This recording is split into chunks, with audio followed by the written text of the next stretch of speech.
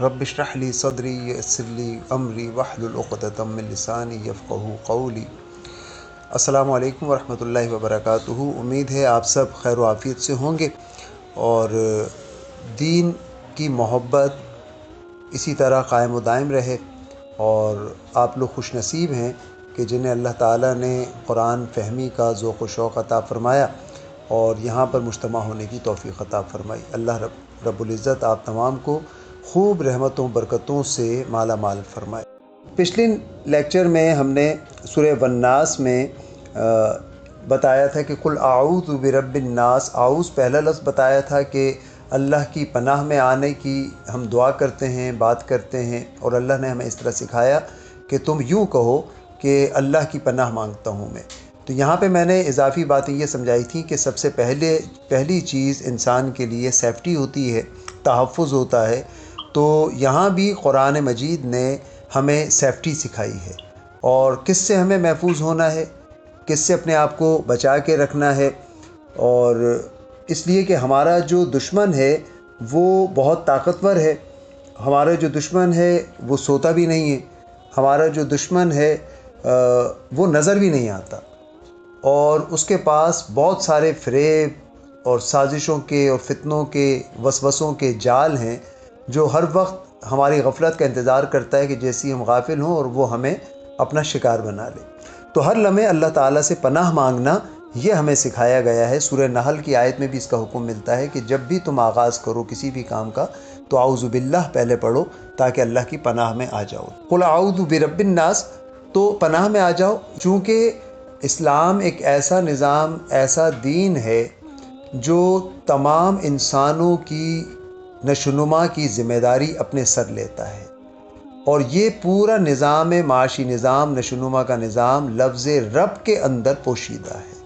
تو ہم نے اس کو ایکسپلین کیا تھا کہ یہ معاشی نظام کو ایکسپلین کرتا ہے۔ تو ہم اللہ سے یہ کہتے ہیں، اور جو دنیا میں سب سے پاورفل ہے، سپر پاور ہے، ساری طاقتوں، قدرتوں کا، اختیارات کا مالک ہے، تو کیوں نہ سب اس سے جڑ جائیں، کیونکہ ہر انسان چاہتا ہے کہ جو زیادہ مشہور ہے، جو زیادہ طاقتور ہے، جس کے پاس زیادہ اختیارات ہیں، ہم بھی اس کے رشتہ دار بن جائیں، اس کے کنبے کے ہو جائیں، اس کے قبیلے کے ہو جائیں، اس سے کوئی تعلق جڑ جائے، تو وہ اپنے آپ کو بہت محفوظ تصور کرتا ہے۔ اگر کسی کا تعلق وزیر اعظم سے ہو تو یقیناً اس کا اٹھنا بیٹھنا چلنا پھرنے کا انداز بدل جائے گا، کیونکہ اسے بہت زیادہ تحفظ کا احساس ہو جائے گا کہ میرے پیچھے، میری بیک پر، یا مجھے تحفظ جو ہے وہ پرائم منسٹر کا حاصل ہے۔ تو یہاں یہ کہا کہ تمہیں جس خدا کی پناہ میں آنے کے لیے کہا جا رہا ہے وہ کوئی چند لوگوں کو پالنے والا نہیں ہے، بلکہ وہ روئے زمین کے تمام انسانوں کا، بلکہ تمام کائنات کا، تمام مخلوقات کا پالنے والا وہ ہے۔ تو کیا کمال تعلق اور رشتہ یہاں بیان ہوا۔ تو قل اعوذ برب الناس، میں پناہ مانگتا ہوں اس رب کی جو تمام انسانوں کے پالنے والا ہے۔ اچھا، یہ رب کی صفت وہ صفت ہے جو شاید میں نے پچھلے لیکچر میں کہا بھی ہو کہ قرآن مجید میں سب سے پہلی آیت میں یہی صفت ہے، الحمدللہ رب العالمین، اور قرآن مجید کی آخری سورت میں بھی یہی ابتدا میں موجود ہے، قل اعوذ برب الناس۔ کمال بات ہے۔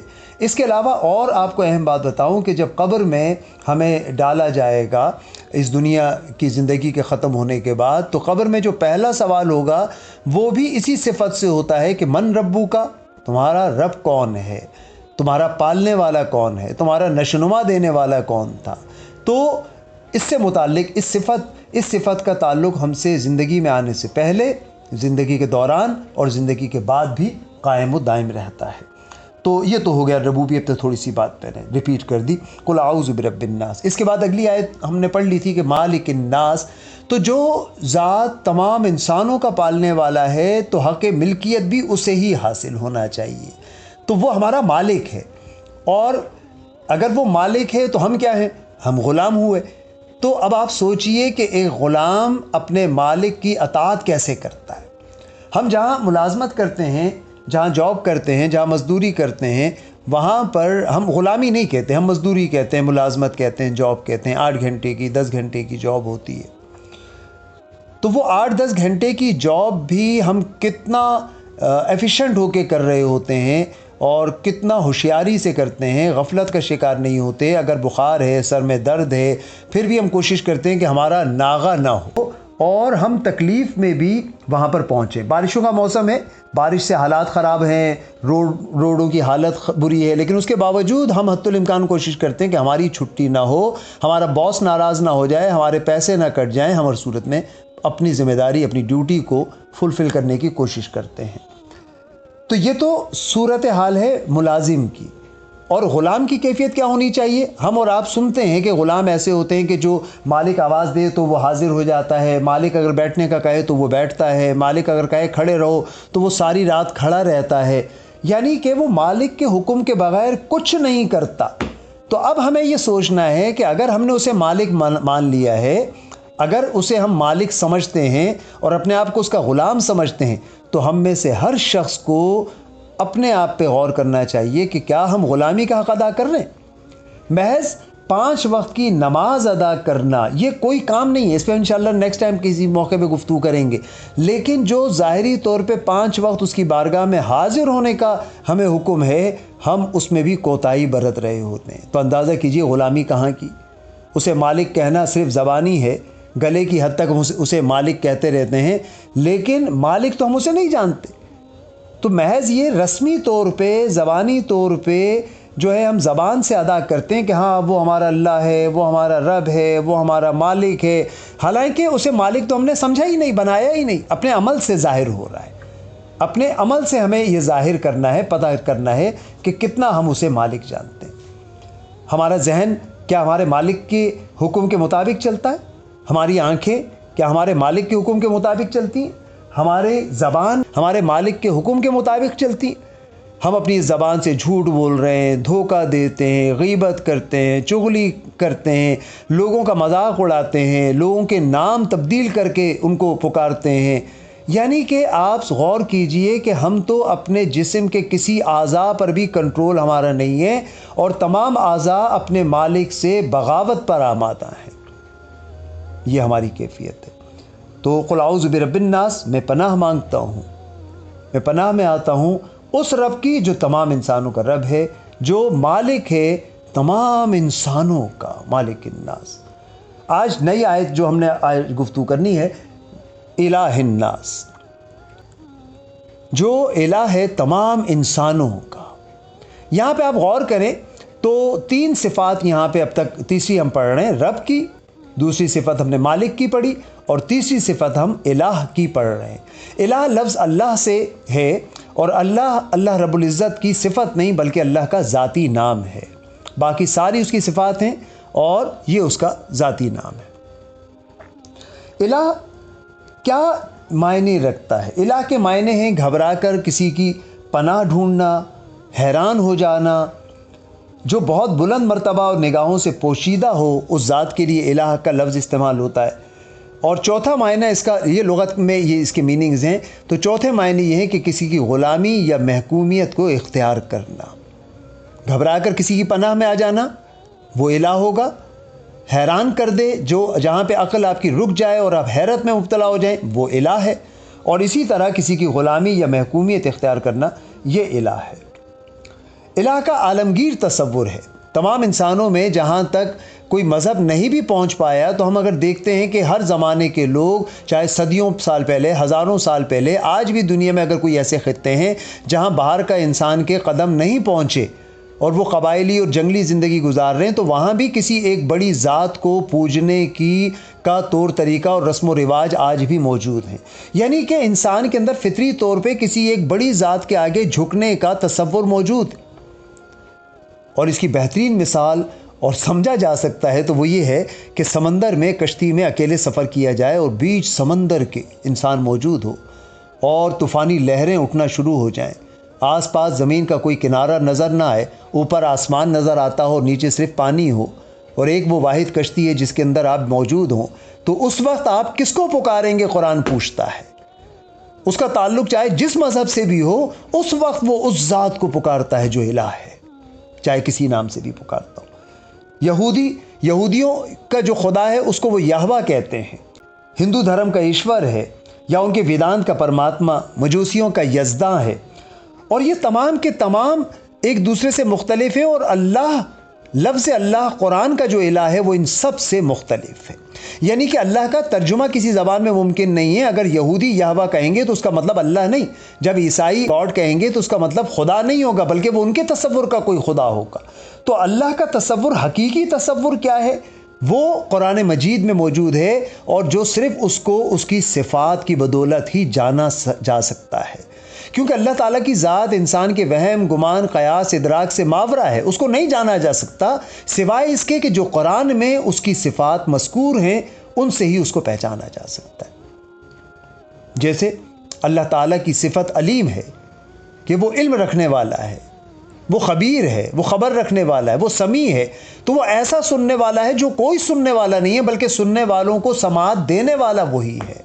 وہ ایسا بصیر ہے کہ دوسروں کو بصارت دینے والا ہے۔ وہ قیوم ہے، وہ ایسا قائم ہے کہ دوسروں کی زندگیوں کو قائم کرنے والا ہے، دوسروں کی زندگیاں اس کی محتاج ہیں۔ تو یہ صفات سے ہی ہم اس کو پہچان سکتے ہیں۔ قرآن مجید اسی لیے کہتا ہے سورہ بقرہ میں کہ فَإِنْ آمَنُوا بِمِثْلِ مَا آمَنْتُمْ بِهِ فَقَدِ اهْتَدَوْا، کہ ان کا ایمان ہرگز قابل قبول اس وقت تک نہیں ہوگا جب تک یہ اس طرح ایمان لائیں جس طرح تم ایمان لائے ہو۔ مطلب صحابہ کرام کی جماعت سے مخاطب، کہ جس طرح یہ گروہ ایمان لایا ہے تو ان کا ایمان قابل قبول ہوگا۔ یہاں سرسری میں یہ بات بتاؤں کہ صحابہ کرام نے بھی یہی کلمہ پڑھا تھا، لا الہ الا اللہ محمد رسول اللہ۔ وہ بھی اللہ کو اپنا رب، اپنا مالک، اپنا الہ کہتے تھے، لیکن ہم بھی یہی سارے جملے کہتے ہیں، لیکن ان کی زندگی میں اور ہماری زندگی میں زمین آسمان کا فرق ہے۔ زبان سے کہہ دینا کافی نہیں ہے، بلکہ عملی طور پر اس بات کو جاننا اور اس کا اظہار کرنا، یہ ہے الہ۔ اچھا، اللہ پر ایمان لانا کیوں ضروری ہے؟ اگر ایک شخص کہتا ہے کہ میں اللہ پر ایمان لاتا ہوں، اور کوئی شخص کہتا ہے کہ میں اللہ پر ایمان نہیں لاتا، تو دونوں کی زندگیوں میں فرق ہونا چاہیے۔ یا ایک شخص کہتا ہے کہ میں یہودیوں کے یہوہ پر ایمان لاتا ہوں، ایک شخص کہتا ہے میں عیسائیوں کے فادر پر ایمان لاتا ہوں، تو ان سارے لوگوں کی زندگیوں میں فرق ہونا چاہیے یا نہیں ہونا چاہیے؟ یقیناً آپ کا جواب ہوگا کہ فرق ہونا چاہیے۔ یوں سب کہہ لیجیے، ایک بچہ اسکول پڑھتا ہی نہیں ہے اور ایک بچہ بڑے اچھے اسکول میں پڑھتا ہے، وہ دونوں بچے اس طرح اپنی زندگی کے سال جو ہے وہ گزارتے ہوئے، زندگی کے راستہ طے کرتے ہوئے بڑے ہوتے چلے جاتے ہیں اور جوانی تک پہنچ جاتے ہیں، تو ان دونوں کا، جس نے ایک نے کبھی اسکول کالج کی شکل نہیں دیکھی، ایک نے بہت اچھے انداز میں تعلیم حاصل کی بہترین اسکول بہترین کالج میں، تو کیا خیال ہے دونوں کے لباس میں، دونوں کے چلنے پھرنے میں، دونوں کے بات چیت کرنے میں، دونوں کے کھانے پینے کے انداز میں کوئی فرق ہوگا یا نہیں ہوگا؟ ہوگا فرق۔ اس کا مطلب ہے کہ دنیا کا کوئی ایک انسٹیٹیوٹ بھی انسان کے اندر چینج لاتا ہے، تو عقیدہ اگر انسان کے اندر چینج نہ لا سکتا ہو تو پھر سوچئے کہ کتنا برا حال ہے۔ کیونکہ جو اللہ نے عقائد ہمارے لیے مخصوص کیے ہیں کہ اللہ پر ایمان لانا ضروری ہے، تو یہ عقیدہ آپ کو انٹرنلی اور ایکسٹرنلی مکمل چینج کر سکتا ہے اور کرنا چاہیے۔ لیکن اگر وہ چینج نہیں کر رہا تو یاد رکھیے انسان با اختیار بنایا ہے، اس کو چونکہ مجبور تو بنایا نہیں، تو وہ اس چیزوں کو اڈاپٹ کرتا ہے یا نہیں کرتا، یہ اس پہ ڈیپینڈ کرتا ہے۔ ہمیں یہ سوچنا یہ ہے کہ اگر ہم کہتے ہیں کہ اللہ پر ہمارا ایمان ہے، تو کیا واقعی ہماری زندگی تبدیل ہو چکی ہے یا نہیں ہو چکی؟ یہ ہمیں اس بات کو جاننا چاہیے۔ اچھا، ہمیں کیسے پتہ چلے گا کہ اللہ پر ایمان ہمارا کتنا پختہ ہے، کتنا مضبوط ہے، یا کس درجے پر ہے، کس لیول پر پہنچا ہے؟ یہ ایک سوال ہے نا۔ اب سب کہتے ہیں کہ اب اللہ پر تو ہمارا ایمان ہے، لیکن کسی دوسرے سے پوچھنے کی ضرورت نہیں ہے۔ اس کے لیے بھی ایک پیمانہ اللہ رب العزت نے اسٹینڈرڈ جو ہے وہ دے دیا ہے، اور ہر آدمی کسی غلط فہمی، خوش فہمی کا شکار نہ ہو، بلکہ وہ خود اپنے عمل سے جان سکتا ہے کہ وہ اللہ کے کتنے قریب ہو چکا، اللہ پر ایمان کتنا اس کا مضبوط ہو چکا، اس کے دل میں کتنی گہرائی تک اللہ کا ایمان جاگزیں ہو چکا۔ اور وہ اسٹینڈرڈ کیا ہے؟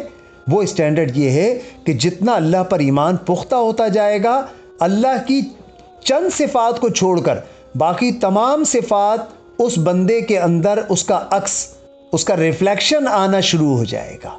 جو اللہ پر ایمان جس کا مضبوط ہوگا وہ جھوٹ بولنا چھوڑ دے گا، کیونکہ یہ اللہ کی صفت نہیں۔ جو ہوگا وہ سچ بولنا شروع کر دے گا، وہ دوسروں کے لیے رحیم بنتا چلا جائے گا، وہ لوگوں کی استعانت کرتا چلا جائے گا، لوگوں کی ربوبیت کرتا چلا جائے گا، لوگوں کی مدد کر، تمام صفات اس کے اندر، درجہ اتم اس کے اندر نظر آنا شروع ہو جائیں گی۔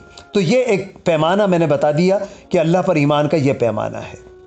اچھا، پھر آج ہمارے معاشرے میں ایسا ہے کہ کہتے ہیں اللہ پر ایمان تو ہے، لیکن یہاں پر بھی دو قسم کی کیٹیگری بنا دی گئی کہ زمین کا الہ الگ ہے اور آسمانوں کا الہ الگ ہے۔ بڑی عجیب سی بات کر رہا ہوں میں، لیکن حقیقت بھی یہ قرآن مجید ہم انشاءاللہ جیسے سے موقع ملے گا پڑھتے رہیں گے تو یہ پورے کئی رکوع اس پر موجود ہیں کہ بارش کون برساتا ہے؟ اللہ برساتا ہے۔ ہوائیں کون چلاتا ہے؟ اللہ چلاتا ہے۔ یہ سارے جواب ہمارے۔ سورج کو کون جو ہے وہ طلوع کرتا ہے اور غروب کرواتا ہے؟ تو ہم کہیں گے اللہ کرواتا ہے۔ لیکن زمین پر عدالت میں فیصلے کون کرتا ہے؟ یہ اب آپ جواب دیں گے۔ تو زمین پر کون فیصلے کر رہا ہے؟ عدالت میں جج فیصلے کر رہا ہے، اور فیصلہ کتاب اللہ کے مطابق نہیں کر رہا بلکہ انسانی قوانین کے مطابق کر رہا ہے۔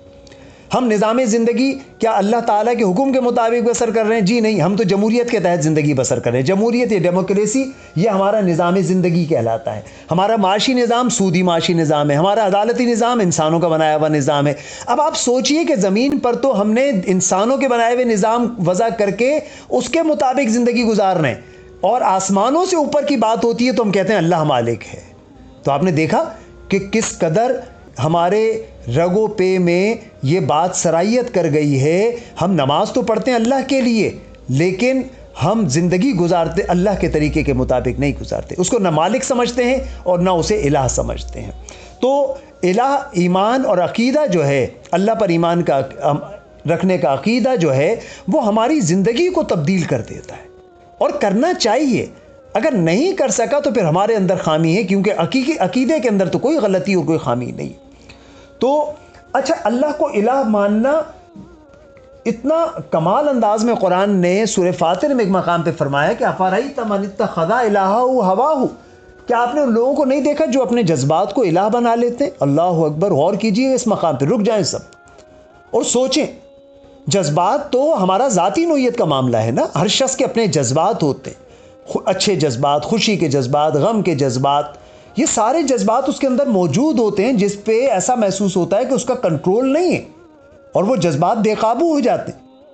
لیکن قرآن یہ کہہ رہا ہے کہ ایسے لوگ جو اپنے جذبات کے تابع ہو جاتے ہیں، اپنے جذبات کے تحت فیصلہ کرتے ہیں، اپنے جذبات کو اپنے اوپر نافذ کر دیتے ہیں اور خود اس کے تحت آ جاتے ہیں، تو گویا اس شخص نے اپنے جذبات کو اپنا الہ بنا لیا، اپنا خدا بنا لیا۔ یہ ڈیفینیشن سمجھ آئی کہ اگر ہم اللہ کے علاوہ کسی کے حکم کے تحت زندگی بسر کریں گے تو گویا ہم نے اسے خدا بنا لیا۔ تو ہم زندگی بسر کر رہے ہیں جمہوریت کے تحت، تو ہمارا خدا جمہوریت ہوا، ہمارا دین جمہوریت ہوا۔ یہ جملے میرے بہت تلخ محسوس ہو رہے ہوں گے، لیکن قرآن کی ڈیفینیشن کے مطابق ایسا ہی ہے۔ اپنے جذبات پہ کنٹرول یہ کیسے ممکن ہے؟ آئیے دیکھیں، ایک مثال آپ کو بتاتا ہوں۔ حضرت علی رضی اللہ تعالی عنہ جب ایک دشمن پر قابو پا لیتے ہیں، غالب آ جاتے ہیں، اور قریب ہے کہ اس کو واصل جہنم کر دیں، یعنی کہ قتل کر دیں اس کو، کہ اچانک وہ دشمن اسلام حضرت علی رضی اللہ تعالیٰ عنہ کے چہرہ مبارک کی طرف دیکھتا ہے۔ حضرت علی رضی اللہ تعالیٰ عنہ اس کے اوپر سے اٹھ جاتے ہیں اور ایک طرف کو چلنا شروع ہو جاتے ہیں۔ وہ شخص کہتا ہے کہ حیرت ہے کہ تم نے مجھے چھوڑ کیوں دیا؟ کہا کہ اس لیے کہ تم نے مجھ پر تھوک پھینکا تو میرے جذبات غالب آ گئے کہ اب میں تمہیں اور زیادہ ماروں۔ تو میں اپنے جذبات کو انہوں نے کنٹرول کیا، اس لیے کہ اللہ کے حکم کے مقابلے میں جذبات سامنے آ گئے تھے۔ پہلے میں اللہ کے لیے مار رہا تھا، لیکن اب میں اپنی ذاتی دشمنی کی وجہ سے تمہیں مارتا۔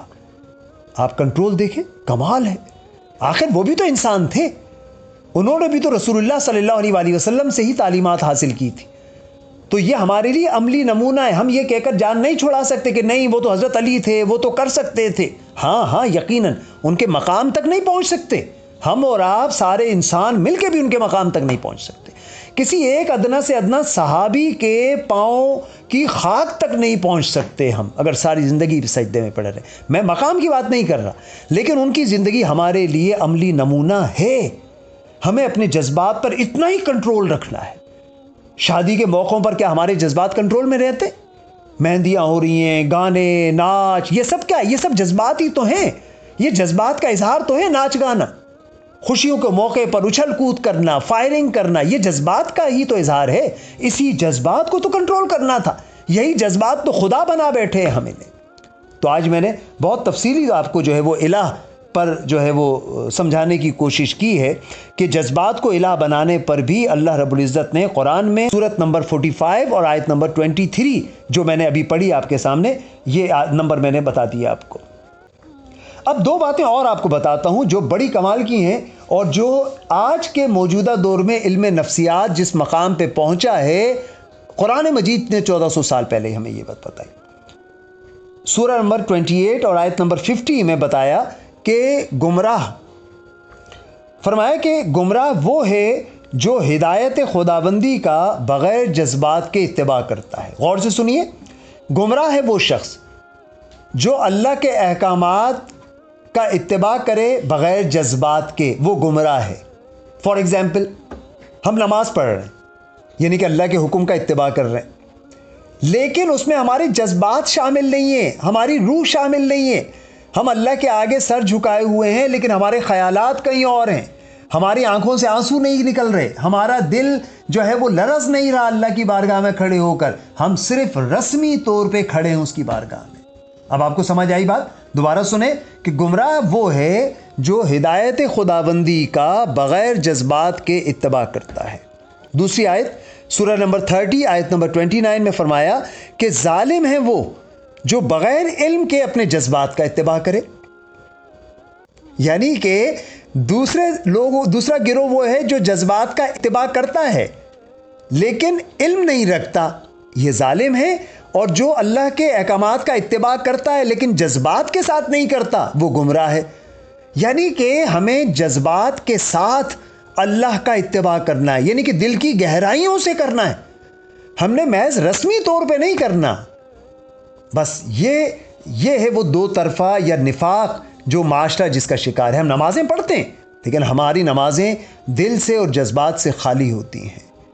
ہم شادی میں جذبات کا خوب اظہار کرتے ہیں، علم سے خالی ہوتی ہیں۔ سمجھ آ رہی ہے بات؟ وہاں علم غائب ہے، وہاں جذبات عروج پر ہیں۔ نماز کے اندر اتباع کر رہے ہیں جسمانی طور پر، لیکن وہاں پر دل، روح اور خواہشات اور جذبات غائب ہیں وہاں پر۔